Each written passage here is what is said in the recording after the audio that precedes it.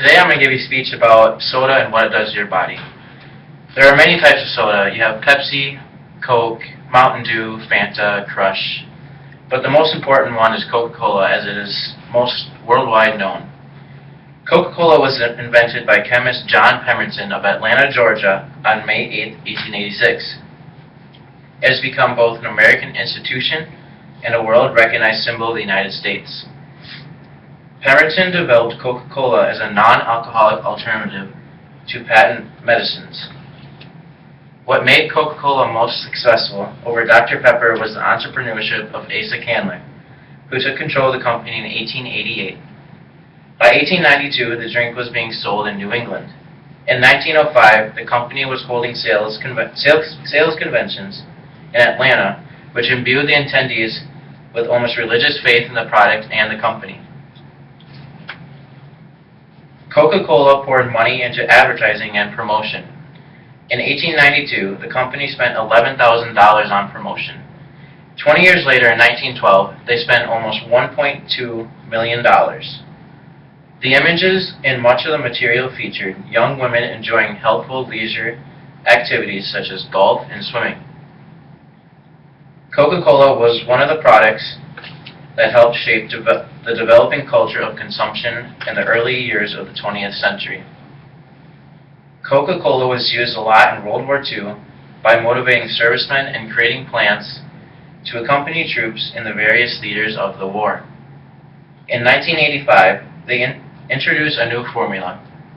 They lost market share to Pepsi Cola, so they then reintroduced the classic Coke and quickly regained lost ground and became number one. So, what's in Coke? Well, the basic ingredients are carbonated water, high fructose corn syrup, caramel color, phosphoric acid, potassium benzoate, which is to protect the taste, natural flavors, and caffeine, which is a white, crystalline, bitter alkaloid with a chemical structure of 8 carbons, 10 hydrogens, 4 nitrogens, and 2 oxygens. It is usually derived from coffee or tea. It is also used in medicine chiefly as a nervous system stimulant. So, I have to have visual aids, so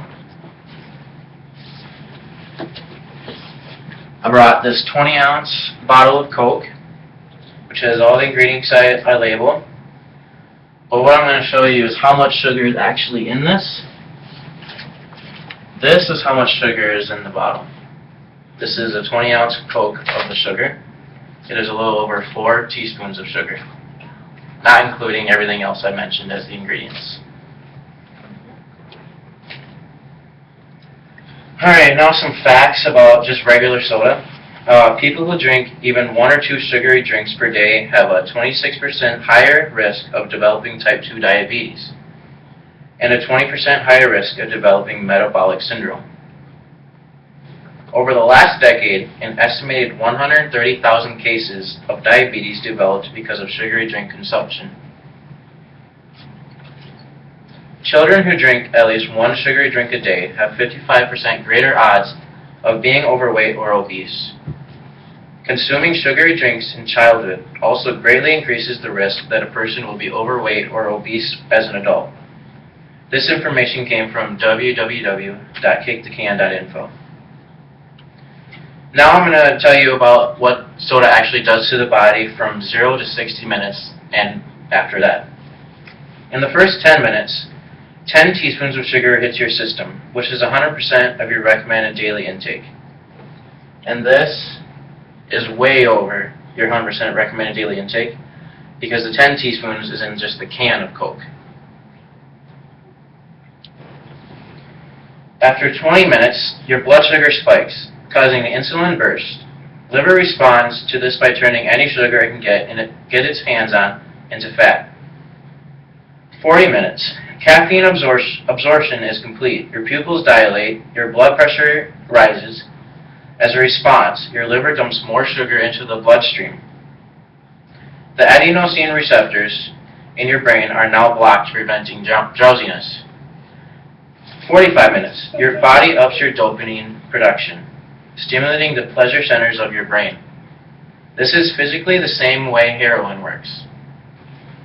60 minutes and after, the phosphoric acid binds calcium, magnesium, and zinc in your lower intestine, providing a further boost in metabolism. This is compounded by high doses of sugar and artificial sweeteners, also increasing the urinary excretion of calcium. Again, 60 minutes and after, the caffeine's diuretic properties come into play. It basically makes you have to pee. It is assured that you'll evacuate the bonded calcium, magnesium, and zinc that was headed to your bones, as well as sodium, electrolytes, and water. Again, 60 minutes and after, as the rave inside you dies down, you'll start to have a sugar crash. You may become irritable and or sluggish. You have also now literally evacuated all the water that was in the Coke, but not before infusing it with valuable nutrients your body could have used for things like hydrating your system or building strong bones and teeth. This information came from dailyhealthpost.com. And now a lot of people think that drinking pop a lot is an addiction.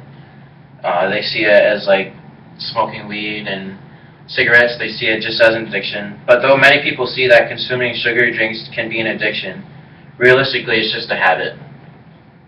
Soft drinks, especially light colored drinks and canned iced tea, appear to aggressively erode teeth, enamel, and laboratory tests. Even though these drinks have little to no nutrients that are good for you, you don't have to completely give it up.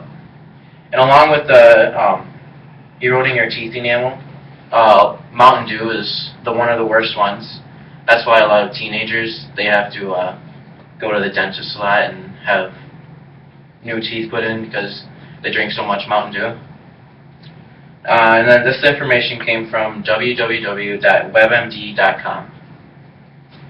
In conclusion, I talked to you about the history of the Coca-Cola Company, how John Pemberton, the chemist from Atlanta, Georgia, created Coke, and how Asa Candler created it as a company.